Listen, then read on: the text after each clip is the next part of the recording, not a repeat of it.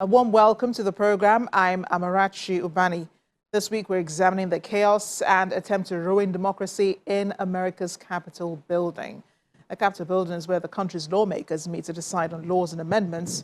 On Wednesday, January 6th, they gathered for a very important duty. That's to certify the Electoral College votes of the November 3rd presidential election.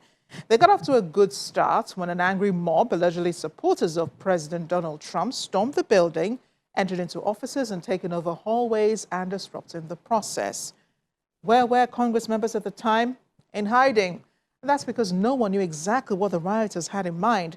Now 5 people are dead and condemnation have come from around the world about what happened on Wednesday. Later, Joe Biden has been certified President-elect of the United States.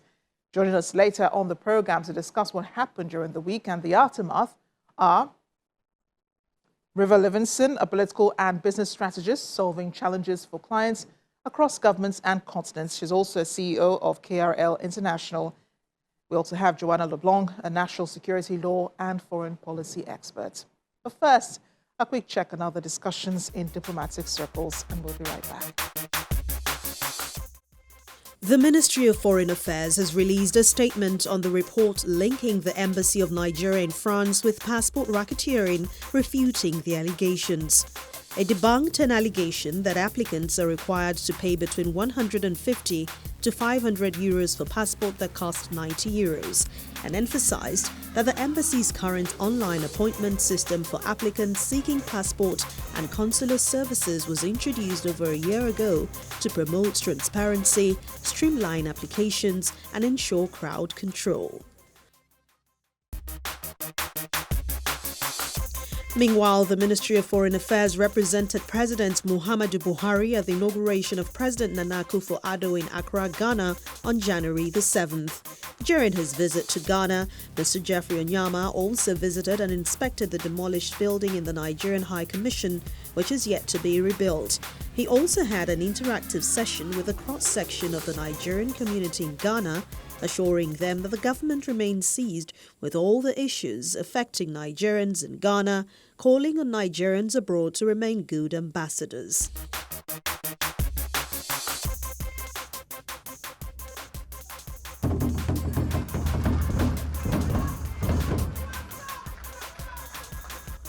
Speaking of Ghana, President Akufo-Addo called for unity at his swearing-in ceremony after an acrimonious election that culminated in a fight on the floor of Parliament.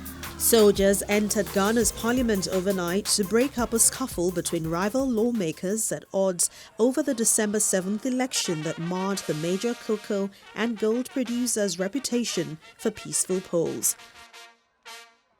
President Nana Akufo-Addo's victory followed a vote tarnished by violence in which 5 people were killed, a rarity for a country that has a reputation as one of West Africa's most stable democracies.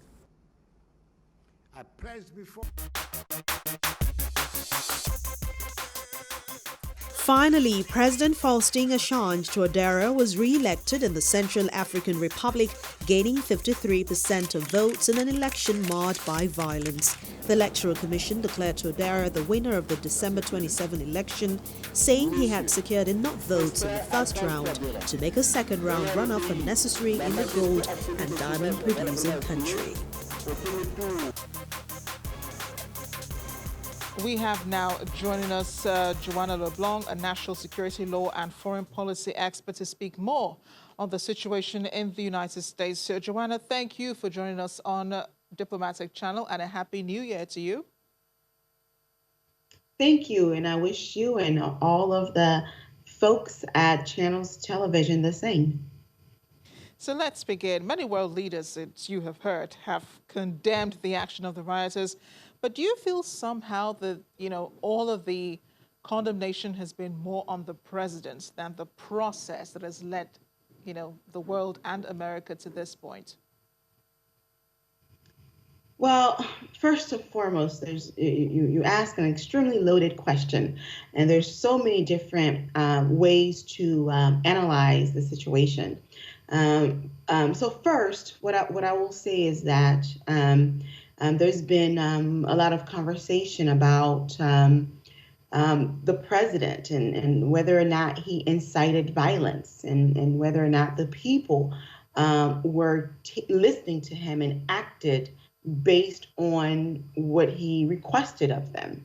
And when it comes to the incitement of violence, I have quite a very different position, and this is looking at this only purely from a legal perspective.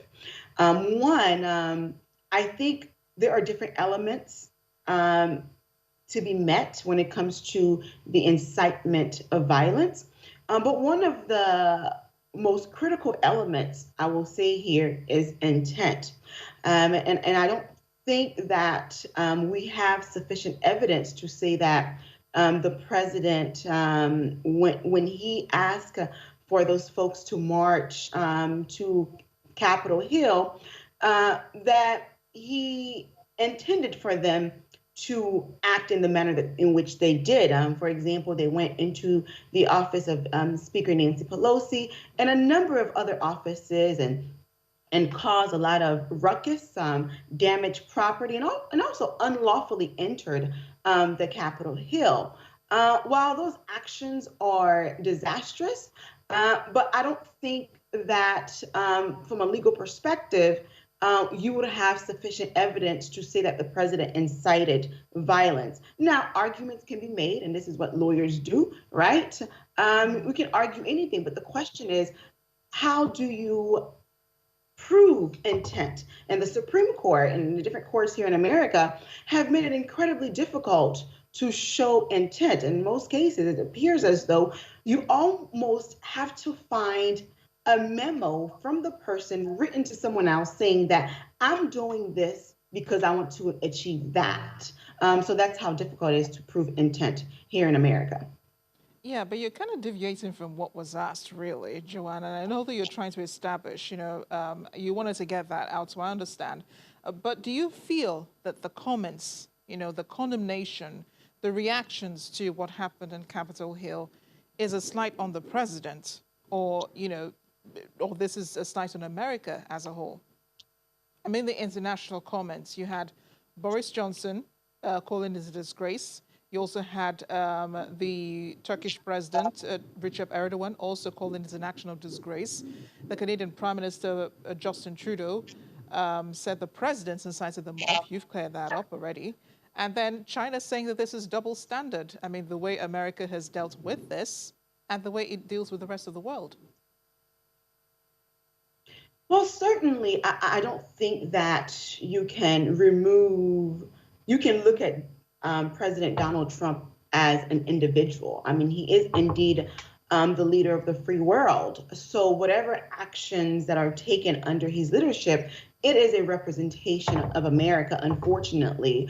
But the reality is that Donald Trump's base, they are very hype. They are passionate people for different reasons.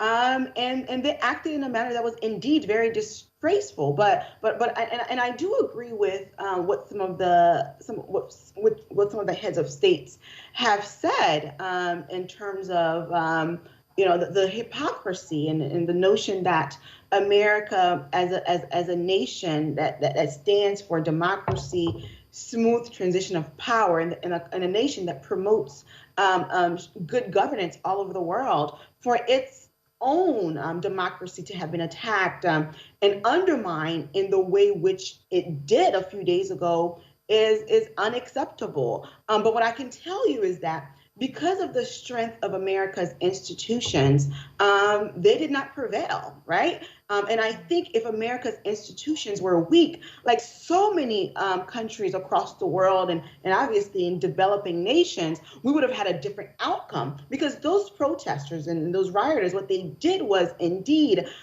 they they wanted to stop the process from happening. They wanted the Congress to not confirm the electoral votes. And while they succeeded for a few hours, but ultimately democracy prevailed here in America. So far, we have reactions from the Zimbabwean president, Emmerson Mnangagwa, saying the U.S. has no right to impose sanctions or call any nation out on its democratic process. And here in Nigeria, the ruling APC party says the U.S. needs to learn from President Muhammadu Buhari. Would Africa be justified in the way it perceives America now? Because what happened in the U.S. is pretty much like what happens, in many electoral processes in Africa. Countries are looking to America on how to react when it comes to certain matters, right? And when the president acted in the manner in which he did, in terms of not just that he contested the election, I think that regardless of your political affiliation or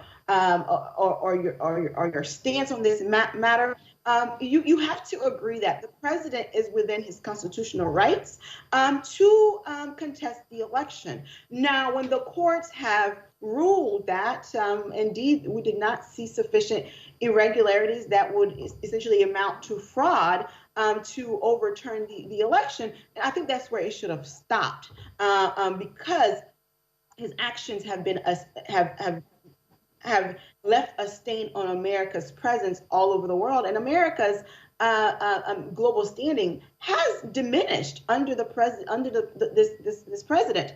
Now, another element is that I remember when the rioting first happened.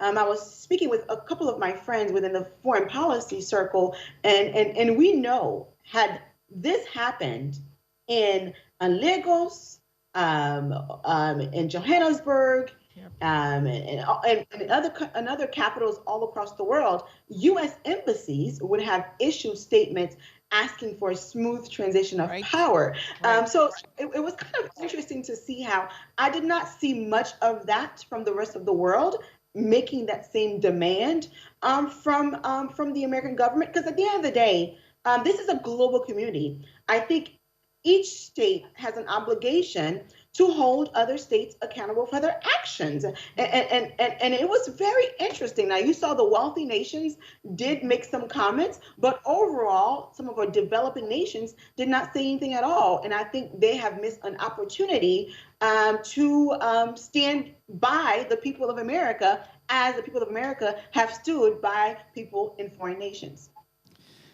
But I have to agree with you there, Joanna. Countries really need to keep each other accountable. But a final question. President Donald Trump, of course, says he will not be attending the inauguration on January 20th. Let's hazard a guess here, Joanna. And I know you do have conversations with, some members of the administration from time to time. What could happen to him after January 20th?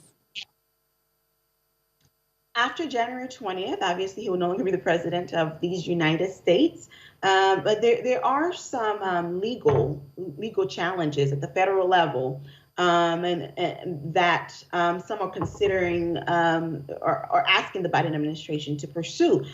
Now, do I think the Attorney General is going to pursue those legal challenges? I don't think so, and here is why. President Donald Trump is one that commands attention. And I think that President-elect Biden is under a great deal of pressure to produce, not just to talk, but to produce for the American people, to address issues like the COVID-19 pandemic, right? To address our economy, and also to ensure that we have progressive policies on the books that will address the needs of the American people. Now, if you go, your Attorney General goes and go after this president, it's going to suck the living air out of you, and it's going to come in so much attention to the point where it would overshadow some of the accomplishments of the Biden administration. Yeah, I really don't see that either. Legal proceedings against President Donald Trump after he leaves office. But again, Congress could still go after him, is what I understand. Joanna, it's been a pleasure speaking with you. Thank you for joining us on Diplomatic Channel. Thank you so much for having me, Amarachi. We'll take a short break. Diplomatic Channel will return in a moment. Welcome back. America is still reeling from the riots that overwhelmed the Capitol building on Wednesday and caused Congress deliberations to be paused for a few hours before resuming and certifying Joe Biden's win at the November 3rd election. Leaders around the world have condemned the actions of the mob, and now some lawmakers want President Donald Trump removed from office. We even heard President-elect Joe Biden say Trump is the most incompetent president in U.S. history and that he is unfit. Some world leaders, like the Canadian Prime Minister Justin Trudeau, says the president incited the Capitol mob. Turkish President Recep Erdogan calls the action a disgrace. Even China's chimed in, saying the riots have revealed U.S. double standards on the violence in Hong Kong. Let's discuss now. I have joining me political and business strategist River Levinson in Accra, Ghana. River, thanks for joining me on the program and a happy new year to you. Thanks, Amarachi. It's a pleasure to be here. So what did you think about what happened in Washington? You've been in Ghana. You attended Nana Akufo-Addo's inauguration. When you have to put side by side American politics and that of Ghana, what are your observations? Well, it's a great question. Maybe if I could, though, go back to what happened with Donald Trump, because when we spoke before the new year, you had asked me, I had said everything would hold. This was just a political strategy, a way for relevance for 2024 to keep his base chimed in for the second round of Senate elections in Georgia. But what I did not see, Amarachi, was it was a political suicide mission at all cost with Donald Trump, and it was a decision he made at an individual at the cost of the U.S. Senate and at the cost of his party and at the cost of the country. But he said he was doing this for his people. I mean, the people who love democracy in America. Do you think Donald Trump, the U.S. president, ever did anything in the interest of the country? It's a loaded question. As you know, I would say that this was driven by him and his sense of grievance and his sense that if it weren't for the pandemic, if it weren't for mail-in voting, if it weren't for all of the issues that came upon him as his presidency, he would still be president. So in his mind, all of these issues were against him, and it seemed to him to be able to justify his belief that the process was rigged, but it wasn't. But, I'd like to turn to an optimistic route, Amarachi, because that's usually where I land, as you know, which is that even with the crisis that happened on Wednesday, again, the 6th of January, the loss of lives, the shame that Americans feel, and the tragedy that befell our Congress, the institutions in America held. The state institutions held, the congressional institutions held, the courts, the people. I think Americans now understand fundamentally that their vote matters. It was the largest turnout in history. So for everything that Donald Trump, as an individual motivated by his own self-interest, as you said, brought to America, I think, and as Colin Powell said, and you shared this quote with me earlier, that it'll make America stronger. Well, I'm not sure how, if you're aware what people outside of America think, of the U.S. I just read out just a few from world leaders. Sure. The Canadian Prime Minister Justin Trudeau saying, accusing President Trump of inciting the mob. On Wednesday, Turkish President Recep Erdogan called it a disgrace. I think one of the first responders to what happened was British Prime Minister Boris Johnson, who actually called it a disgrace also. America is supposed to be a champion of democracy. The rest of the world is watching. And it just seems like, the champion and leader of democracy in the free world just collapsed like a pack of cards. That's a fair characterization, or you could also say that we saw the weaknesses in the American system, and the American system was stress tested, and the system itself and the institutions held strong. I mean, I think that if you look at the leaders, if you look at Boris Yeltsin, if you look at Angela Merkel, if you look at the the president of France, I think they were, more criticizing the man and the motive than the American system and the institutions and democracy that America represents. That's what I see. When I see Erdogan and when I see the president of Zimbabwe and I see the Chinese premier say that America is double standards and hypocritical, you would say that if you're seeking equity, you must come, please, with clean hands. And so these people who rule in the image of somebody that is not reined in by institutions sees this as a convenient way to validate their undemocratic means. And I think that would be a fundamental misinterpretation of what happened. It was something driven by an individual who was kept on finding a way to look for a validation of his presidency and his win that was not available to him. And he took it to the brink. And it was a major stress test and embarrassment for the United States, but the system held. The system held. We have a new president. We now have a new Congress, and we have a new Senate, and we have an energized voter population. And so one would argue that it took that level of threat to our institutions to mobilize Americans to understand how valuable their democratic institutions are. What do you think that Africa can learn from what's going on in the U.S. and how America has conducted itself, with this election and with what's going on?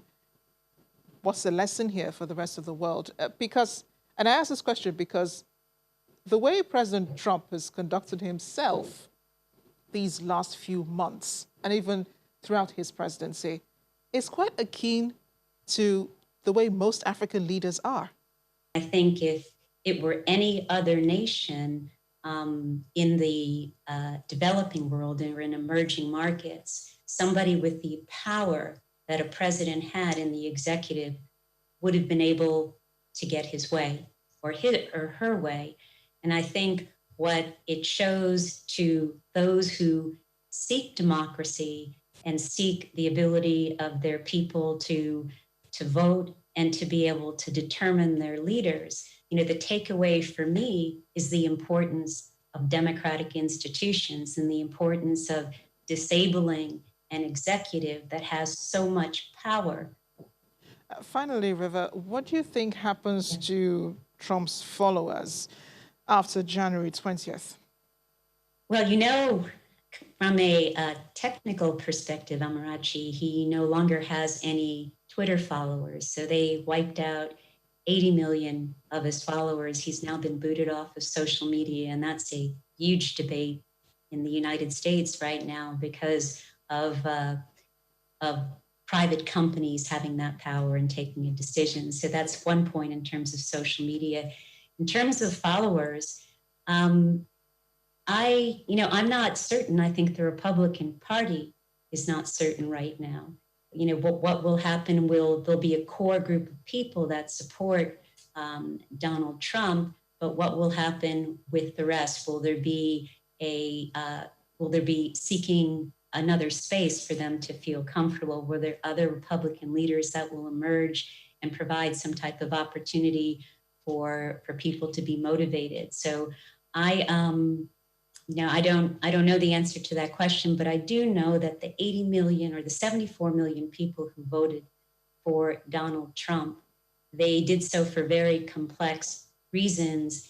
And the people who showed up to protest at the US Capitol are a small group of those people who voted. They do not represent the majority. River, it's been a pleasure speaking with you as always, and we'll stay in touch. Yeah. January 20th is only just a few days away. It will come upon us as quickly as possible, and we hope to have another conversation even before then or even after that, to discuss the future of America as a new administration takes over. Thanks again for joining us on Diplomatic Channel. Thank you so much. Take care. Bye-bye. And that's the program today. Remember, you can always watch all of the episodes online at channelstv.com or youtube.com/channelsweb. I'm Amarachi Ubani. I'll see you next time.